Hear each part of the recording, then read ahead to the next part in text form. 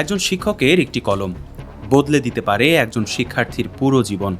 কিন্তু সেই কলমই যদি চলে উদাসীনতায়, আর এসএসসির খাতা যদি মূল্যায়ন হয় দোকানে বসে, পণ্য বিক্রি আর গল্পগুজবের ফাঁকে, এমন একটি ভিডিও এখন প্রশ্ন তুলেছে দেশের শিক্ষা ব্যবস্থার জবাবদিহিতা নিয়ে। সম্প্রতি এমন একটি ভিডিও অগ্রযাত্রা প্রতিদিনের হাতে এসেছে। ভিডিওতে দেখা যায় একজন শিক্ষক নিজের দোকানে বসে একদিকে ক্রেতাদের পণ্য দিচ্ছেন, অন্যদিকে গল্প করছেন আর একই সঙ্গে এসএসসি পরীক্ষার উত্তরপত্রে নম্বর দিচ্ছেন। ভিডিওটি প্রকাশ্যে আসতেই সামাজিক যোগাযোগ মাধ্যমে শুরু হয়েছে তীব্র সমালোচনা।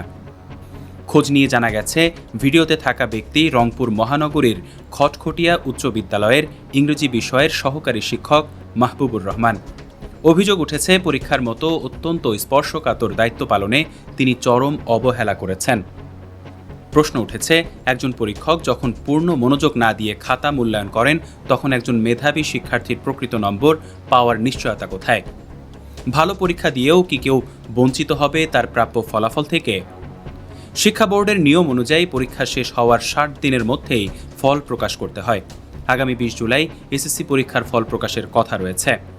এরই মধ্যে দেশের বিভিন্ন শিক্ষা বোর্ডে পরীক্ষকদের হাতে খাতা মূল্যায়নের দায়িত্ব দেওয়া হয়েছে। তবে অভিযোগ রয়েছে, সময়ের চাপ কিংবা ব্যক্তিগত বাস্তবতার অজুহাতে কিছু পরীক্ষক দায়িত্ব পালনে অবহেলা করছেন। প্রতি বছর ফল প্রকাশের পর হাজার হাজার শিক্ষার্থী পুনঃনিরীক্ষণের আবেদন করেন, আর অনেক ক্ষেত্রেই নম্বর পরিবর্তনের ঘটনা সামনে আসে। ফলে খাতা মূল্যায়নের স্বচ্ছতা নিয়ে নতুন করে উদ্বেগ তৈরি হয়েছে। শিক্ষা সংশ্লিষ্টদের মতে, একজন পরীক্ষকের সামান্য অসাবধানতাও একজন শিক্ষার্থীর উচ্চশিক্ষা, ক্যারিয়ার, এমনকি ভবিষ্যৎ জীবনে অপূরণীয় ক্ষতির কারণ হতে পারে। তাই দোকানে বসে বা অন্য কাজের ফাঁকে এসএসসির খাতা মূল্যায়নের মতো অভিযোগ কোনোভাবেই গ্রহণযোগ্য নয়। এ ঘটনায় শিক্ষার্থী, অভিভাবক ও সচেতন মহল দ্রুত তদন্তের মাধ্যমে দায়ীদের বিরুদ্ধে কঠোর প্রশাসনিক ব্যবস্থা গ্রহণের দাবি জানিয়েছেন, যাতে ভবিষ্যতে কোনো পরীক্ষক এমন দায়িত্বজ্ঞানহীন আচরণের সাহস না পান। ডেস্ক নিউজ, অগ্রযাত্রা প্রতিদিন।